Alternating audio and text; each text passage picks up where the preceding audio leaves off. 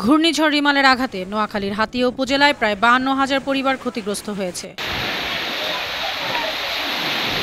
প্লাবিত এলাকায় ৫০,০০০-এর বেশি মানুষ পানিবন্দী অবস্থায় রয়েছে। আমাদের ঘরের ভিতরে পানি লেগে গেছে, এখন আমরা কাজ করতে পারি না, এখন মালামাল নিতেছি। জোয়ারের ফসল তো ঢেউ সেই কোনো মুক্ত যেতে পারে, সেই হানি দিতে পারে।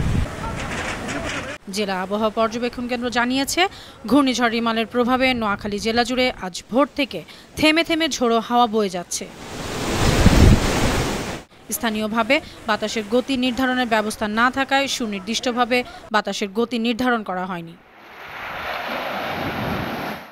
তবে ধারণা করা হচ্ছে ঘন্টায় ৬০ থেকে ৭০ কিলোমিটার বেগে বাতাস বইছে।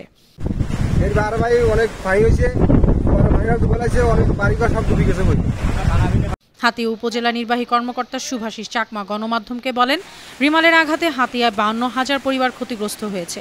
সবচেয়ে বেশি ক্ষতিগ্রস্ত এলাকা হলো নিঝুম দ্বীপ। সেখানকার বেশিরভাগ কাঁচা ঘরবাড়ি ক্ষতিগ্রস্ত হয়েছে। জোয়ারের পানিতে পুরো নিঝুম দ্বীপ ৪ থেকে ৫ ফুট পানিতে ডুবে গেছে। এছাড়া ঝড়ে ক্ষতিগ্রস্ত হয়েছে সুখচর, নলচিরা, চরকিং, তমরুদ্দি ও চর ঈশ্বর ইউনিয়নও।